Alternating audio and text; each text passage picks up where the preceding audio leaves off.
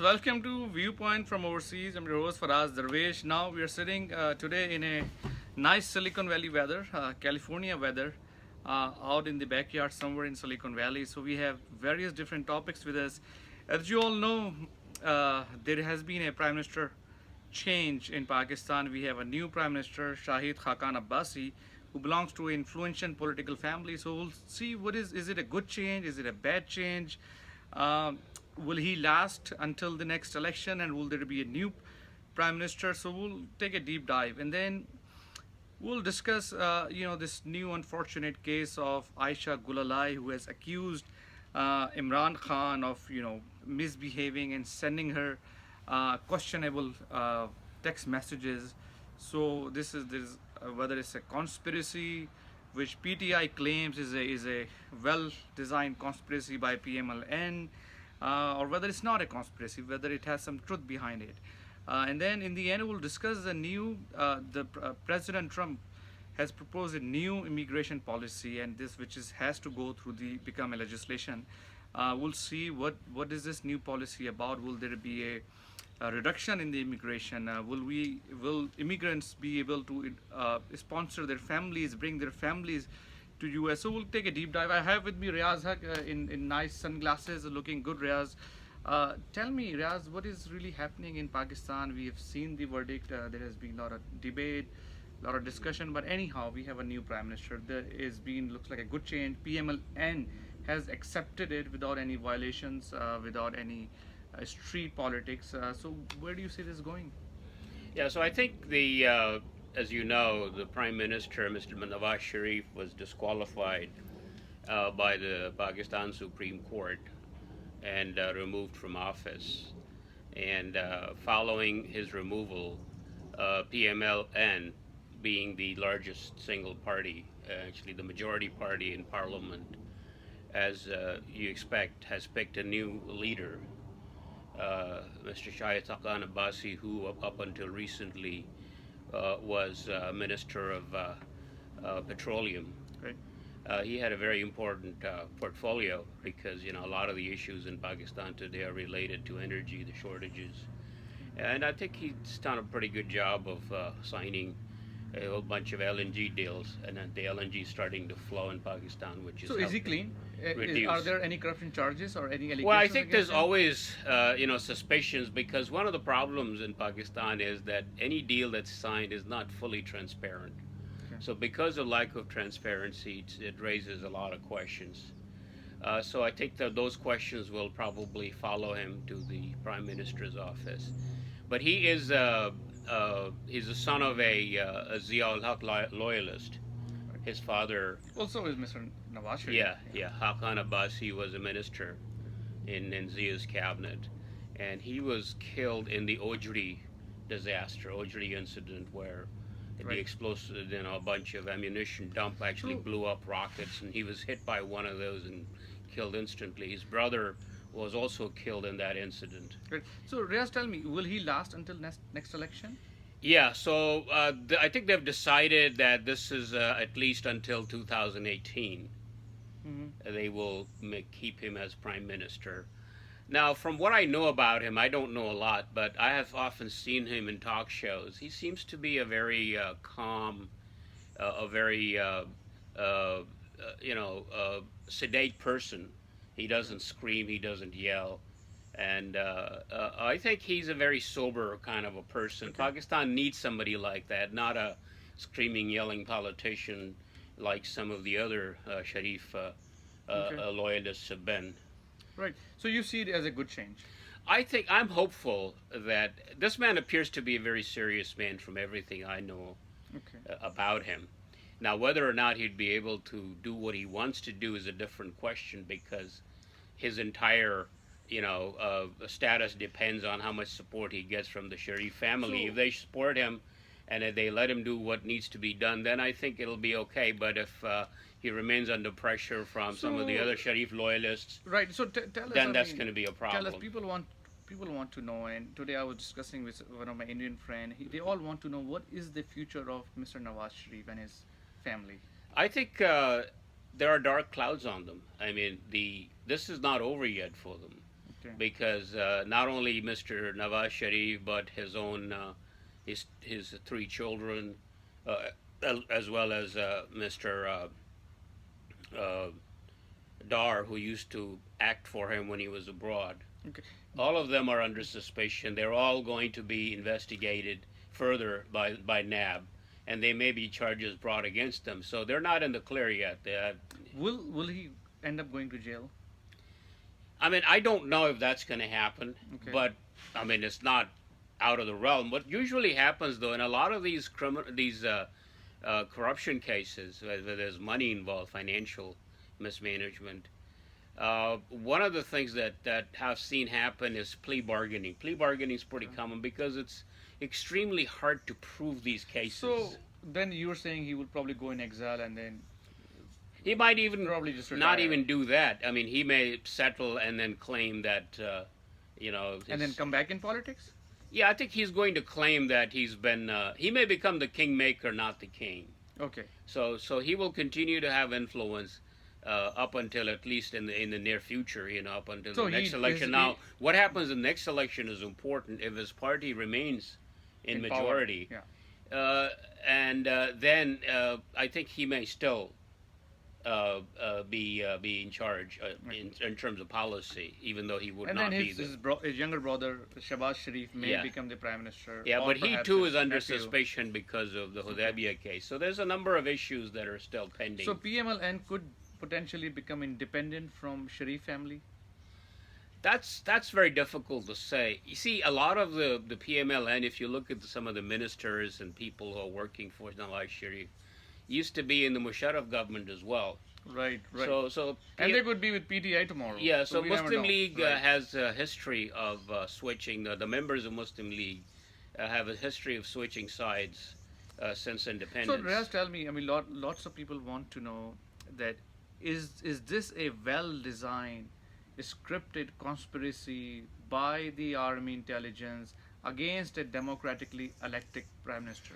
Yeah, I don't think so. I don't see any evidence of that. I mean, there's this natural tendency for people to assume Right. that whatever happens in Pakistan, the army is behind that. I think that's an exaggeration. Army is certainly a very powerful player in Pakistan, but army doesn't have to do much except stand aside and let these things work through. A lot of people, I'm just being devil's advocate. A lot of people say that, well, because GIT was full of ISI. No, not full of ISI. Well, there was you're one right. representative. So of ISI. and then they were able to influence the GIT, which then resulted in this verdict. Yeah, I don't buy that. I think the fact that the military was backing it actually gave the bureaucrats and the other members of GIT the strength to be able to challenge the Sharif government. Otherwise, it would be heavily politicized.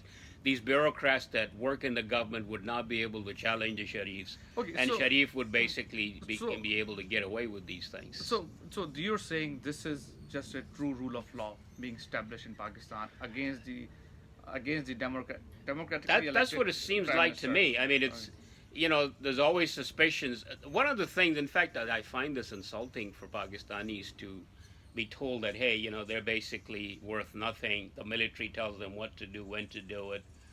I think it's insulting to the ordinary people of Pakistan.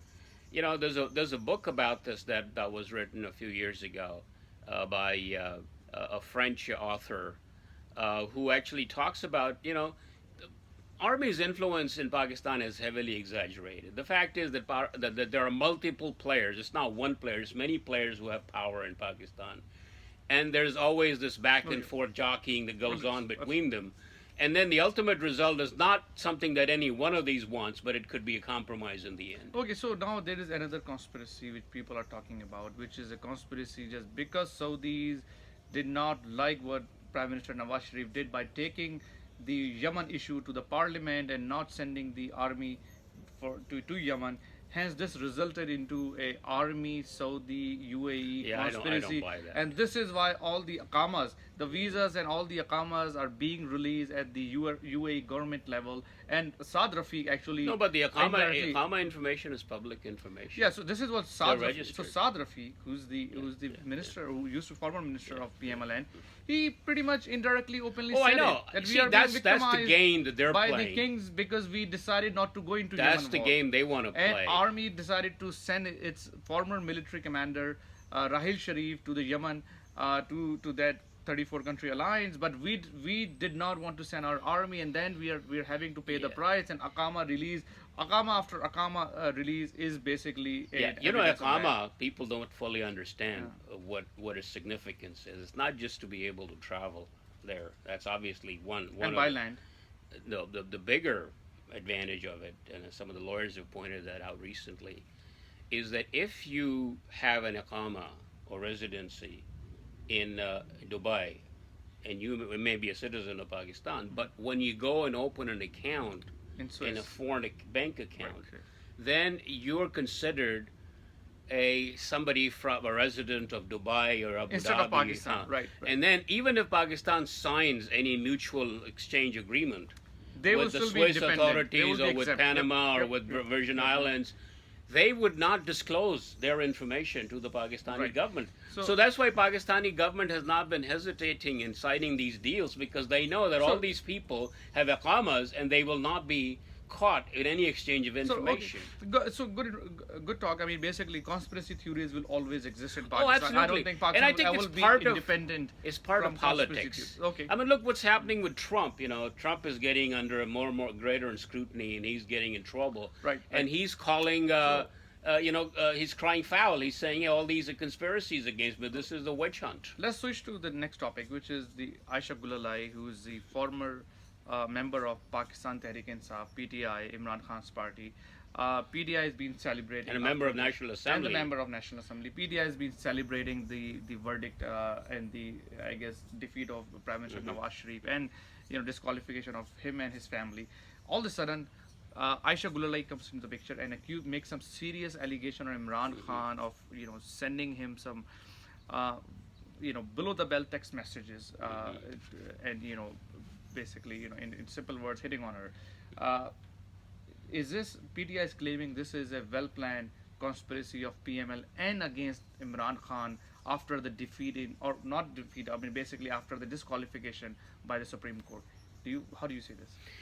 Yeah, I think given Imran Khan's past, I wouldn't put it past him that he actually did send some of these. In America, they call it sexting. So he was actually engaged in sexting with some of the girls. So it's possible, and it is very serious charge. It's sexual harassment. So it should be investigated, but I do think that there is a lot of suspicion, given the timing of this.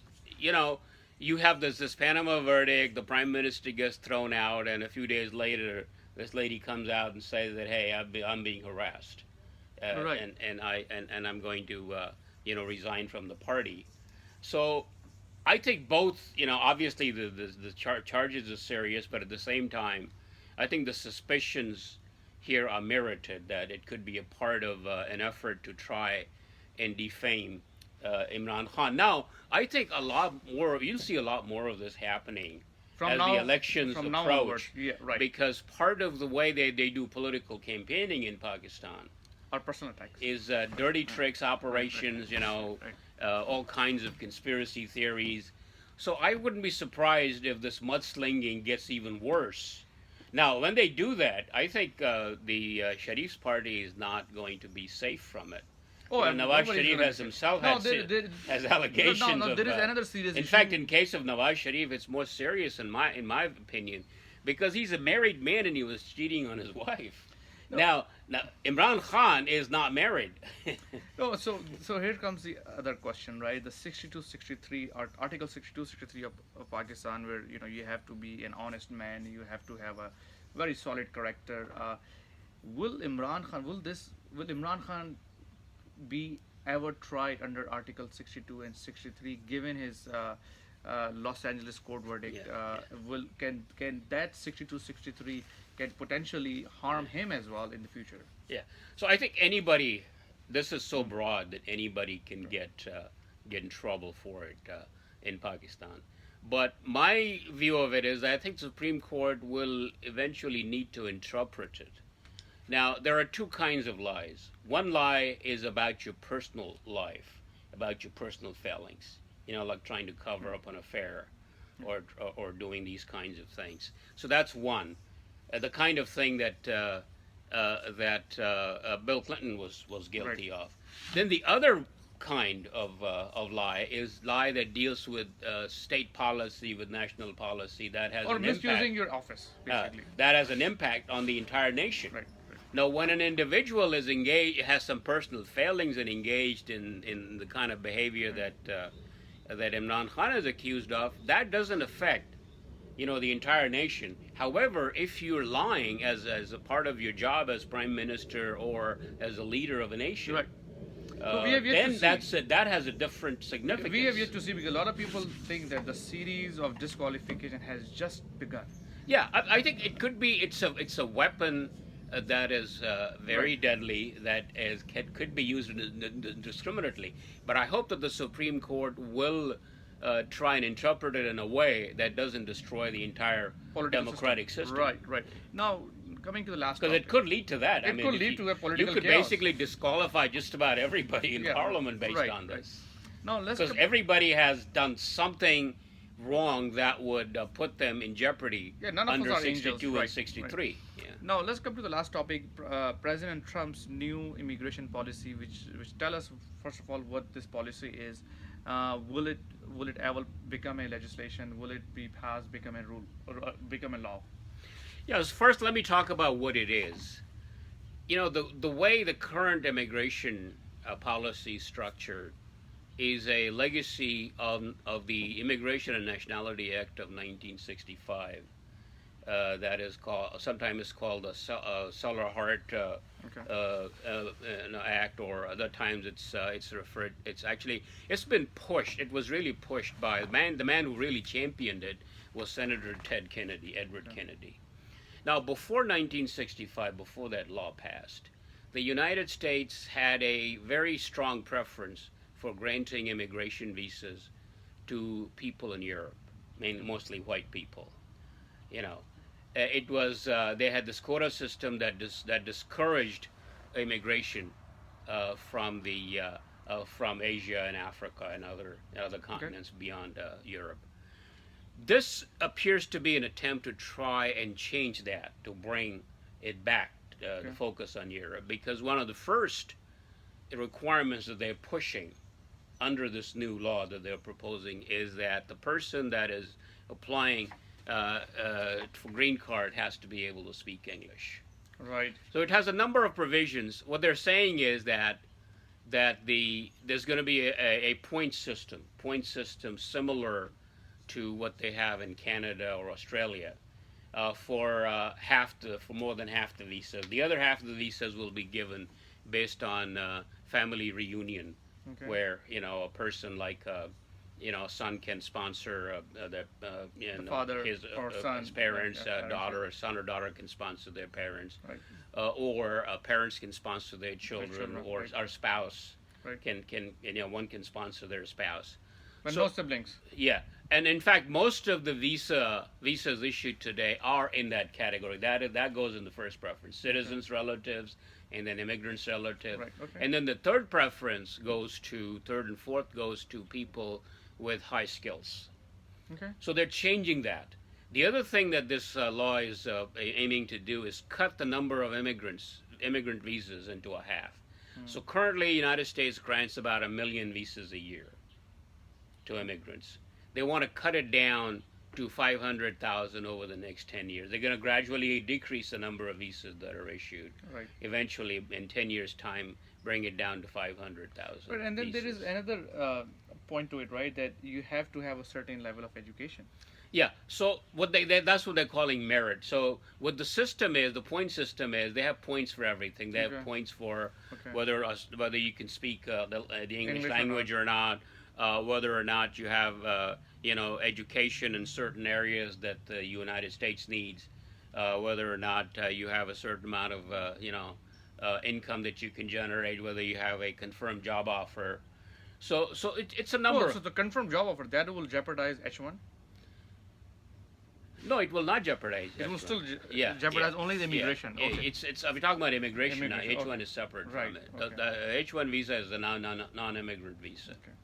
So, I mean, those are the kinds of things that they're looking at. Now, the thing is that it could be very heavily politicized depending on which government is in power by changing the point system, because what any government do in any given time is change the weight Okay. of that point system that give more weight to certain, Okay. let's Some say other area. English language Okay. becomes, half the weight is English language. Then obviously it knocks out a lot of the countries where English is not well spoken. not Yep. spoken, or they don't know it well, Yeah. and which would actually knock out a lot of people who are here now. I mean, that's one of the complaints. There's a lot of Italians and Irish and others who are here who complain Okay. that if they had this requirement, their parents and grandparents wouldn't be able to come. Right. And they're actually making references to what the Statue of Liberty says. It doesn't say that give me your, it says that give me your huddled masses, the poor. It doesn't say that the huddled masses that can speak English or have a PhD.